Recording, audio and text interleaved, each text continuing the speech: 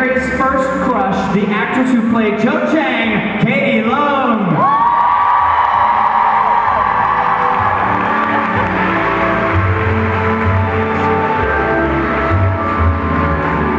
From his first fumbling day at Hogwarts all the way to becoming a major hero, ladies and gentlemen, his character, you know him, you love him, Neville Longbottom.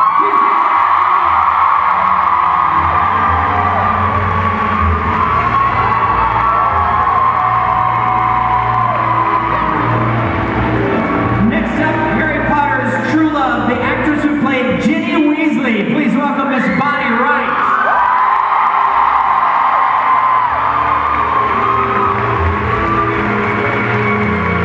And finally, one of Harry Potter's best friends, youngest of the Weasley boys, Ron Weasley. Please welcome Rickman.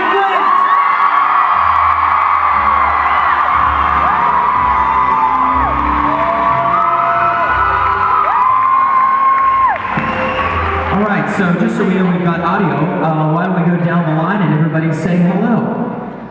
Hi guys. Hi. Oh. Hi. Okay, so as we get started here, I thought we'd field one question to the entire panel, and I know a couple of you have been here with us a couple times before. Vaughn and Matt, you've been here with us at Universal for I know all of you have visited for the grand openings of major attractions, but never for a celebration of Harry Potter. So Katie, Bonnie, and Rupert, this is kind of the first time for you guys in this particular environment. So let's go through the panel. We'll start with you, Ivana, and talk about what might your favorite scene have been from the movies. It could be one that you were in, or one that you just enjoyed seeing. I feel like I change my answer for this every time. I loved the wedding scene though, the Fleur's wedding. Because it was nice to see, you know, a wizard's wedding, how they celebrate their special occasions, and just as a break from all the Voldemort stress. It was pretty stressful. Kind of broke things up a bit. Wizards still have fun. All right, very good. Kate? I think my favourite scene, well, it changes quite a lot, you know, as I grow up watching the films, and right now I have to say, it's the scene with Neville at the end in the final battle, just to see like his character flourish and become, you know, like a hero. It's just it gets me really emotional every time. So I do have to say it is pretty cool because some of the attractions we open with a video segment, and it usually towards the end it is when you know, when Neville's character, you know, does what he does to allow Harry to do what he does.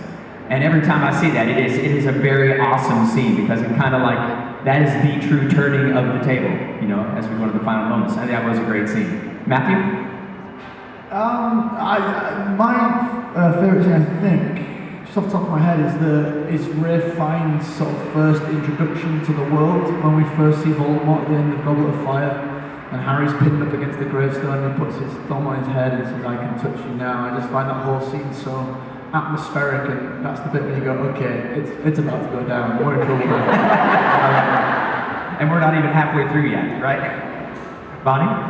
I'd have to say, in terms of having some humour in all the darkness, I love all of the Burrow scenes that we have in the Weasley house. I might be a little bit biased there, but anything in the Burrows is always so fun, and I think that design of that whole house, and it obviously represents a home that Harry never had, and I really like that idea. Awesome. Rupert?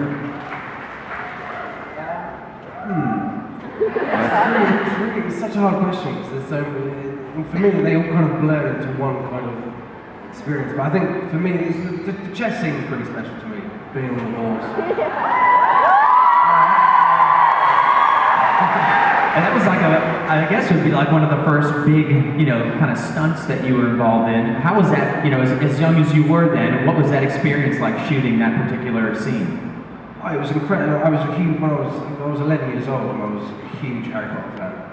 And I always kind of had such an affinity with Ron when I was reading the books. I always felt like I was Ron. So just being in this world, it blew my mind. Dude, it was amazing. So as the films kind of progressed and new characters were added on, did you have like a favorite character? You're like, oh, I'm so glad this character is in now, or you know, I didn't know it was going to turn out this way. Was there like a favorite character that you guys had?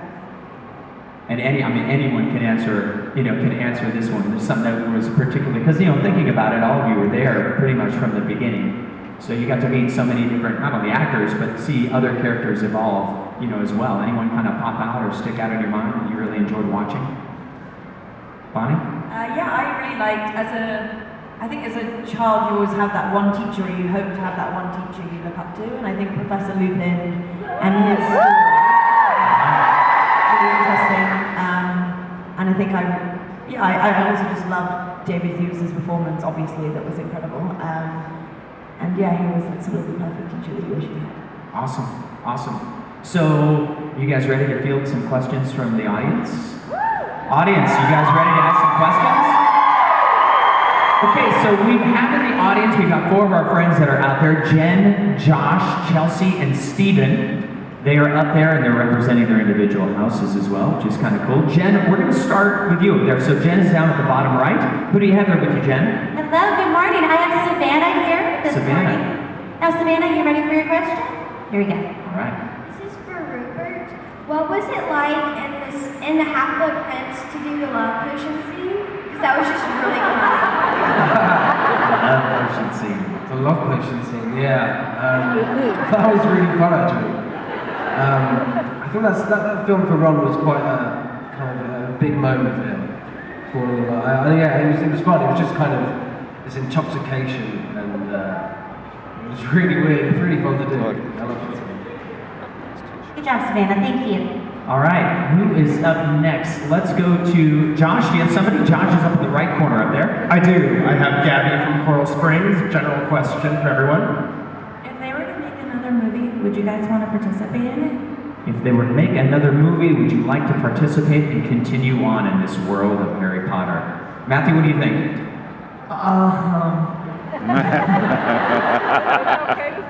Okay.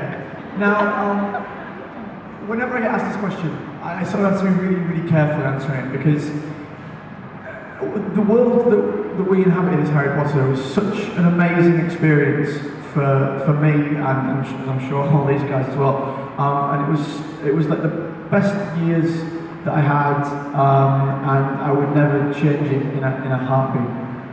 But I feel as an actor that I've taken that journey, I've taken Neville's story arc and progressed it as far as it should go. I think what we did with those 8 movies was a perfect, complete story, and I'd be reluctant to go back and mess around with that. I'm quite excited by the fact that we've got Fantastic Beasts and we've got the play coming out where we can expand on this universe, but still keep that as an entity that is complete and perfect in its own. That's a great answer. To your point, everybody's character will, of course, evolve and go in their own directions in that world. And I know, Ivana, you're still a huge fan of pretty much everything. No, I would definitely do it again. You definitely, I would. Where would you see your character go? Well, J.K. Rowling's actually covered this before. She said she becomes a naturalist and she marries Newt Scamander's grandson, Rob Scamander. Okay. So I think I'll be way too old by the time they get to because the movies they're making at the moment is 70 years before she was born, so that's a shame. But I haven't tried. I mean, I tweet them all the time. I'm like, I'll be a nargle, something. I'll be in a terrible costume. I don't mind. That's a great Maybe question. I should play more hard to get. Maybe I'm too desperate. And on that note, next question. Yes, right down here, Chelsea. All right, I have Jen from Ohio. Hi, you worked with a lot of different directors on the films, and so I was curious, which director did you enjoy working with the most, and why? Oh, that's a good question. Katie, you want to take that one? I don't know, Mike Newell and David Yates had very kind of different ways of directing. and they were both incredible. Mike was very British, which was incredible, and also because he decided to choose me as Cho Chang, so I feel like kind of indebted to him in a way. So I feel like I have to say him. But then David Yates was an amazing director, and he was always very, just very lovely, made you feel so comfortable. So yeah, they both had like their own kind of special way of directing, and I enjoy both of them, so I really can't choose one. Yeah. It is a tough one. Rupert, what do you think? Directors. Oh yeah, sorry, I was just very distracted. Why is my face there?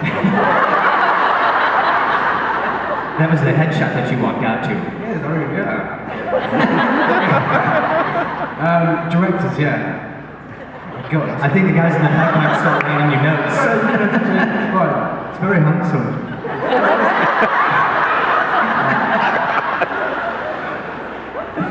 Right. What was the question? The question was the different directors of all the films. Was there anyone you kind of gravitated towards as far as either receiving instruction or relations, and that question of directors? Yeah. Yeah, I mean, we were so lucky. We had some amazing directors. I mean, each one of them had such a different. They added something so kind of new and fresh. And I think Alfonso was quite special. I think he was really great. He came in and kind of changed everything up, which I think was kind of right. He gave us all homework. I've had a few people ask me about this, where he got us to do this assignment where we had to write an essay in character. And basically, Emma did like an amazing 4-page essay. Dan did something pretty good as well. I didn't do it. It was quite in character. Yeah, that would probably go right along with your character, and then your mother probably yelled at you for not writing the essay. Very cool, that's great. Great question, by the way, awesome question. So we have Steven. Steven's up in the audience there, and it looks like he's got a Louboutin with him. Yes, I do. This is Emma from Mississippi. Hi, Emma. And she has a question for anybody on the panel that would like to answer this. Okay. What was your favorite memory from Snape? Oh, what a great question. What a really great question. Now you're going to make everybody cry. Your favorite memory working with Alan?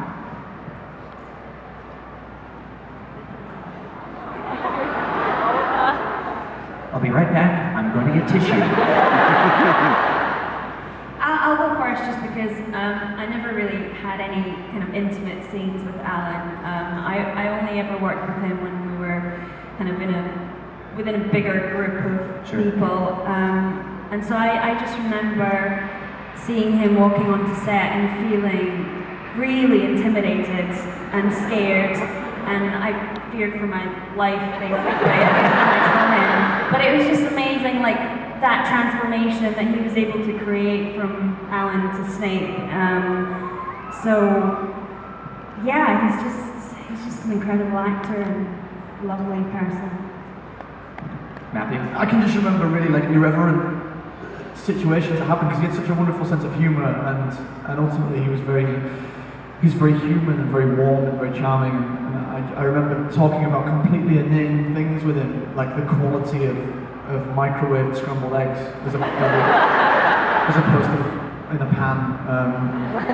And it's that kind of thing that suddenly you go, oh, he's not Snape, he's not a terrifying demigod, he's just a man, and he was brilliant. And I think that ability to put us all at ease when we're so young was crucial, and I appreciate that very much. Bonnie? Yeah, I would say that for us, I think obviously we really started as children in these films, and I think that transition from understanding that we weren't just sort of children playing children, we were children who were actors playing characters.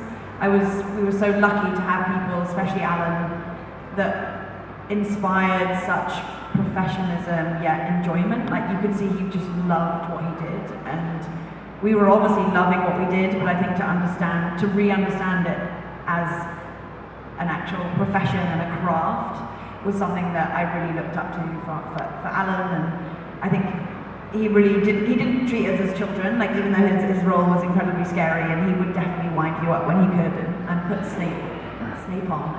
But yeah, I think just his professionalism was incredibly inspiring, and I think, you know, the amazing things he's done for British cinema and theatre is something that we'll definitely miss and we all miss. Yvonne? I had an experience much like Katie where I was just so scared of him. He just was creepy and he just seemed to glide. He didn't even seem to have feet in most robes. So whenever I would see him coming on the corridor, I would just kind of shrink and almost bless myself. I was so holy presence was passing. And I just wanted to keep my distance. But I always remember, and this is something like I've talked about to a few people, in the canteen at lunchtime, he used to invite all his friends' children to the set. And I think it was him being nice and, like, you know, trying to show the kids the set. But it confused me so much because I was like, he's so scary. How are all these kids so normal around him? And I because it would be like every lunchtime, and he would just have these little parties. And and me and there was two other cast members. It was slightly creepy boy and somewhat doubtful boy. We were all kind of newbies on the set, and we would have lunch together, and we would always kind of sit near their table, being like, how do we get invited to the Snape's little people parties? Just wanted in them. Because they looked really fun, but then he would go back on set and he'd be terrifying again. He wouldn't talk to anyone, so. All right, a lot going on there. Rupert? Yeah, gosh. So many. I mean, it really shocked me. It's kind of like losing, like, I'm not claiming I know him, I knew him really well, but it's like losing kind of like a distant uncle. Because we kind of grew up with him, and he was amazing. And I've got so many. One of the memories that does stick out is I think it was in like in a potions class. I drew like a rather unflattering cartoon of him in my book, and he was standing right behind me the whole time. And he was such a lovely guy, and I'm gonna really miss him. Great answers from everybody. Thank you. Let's give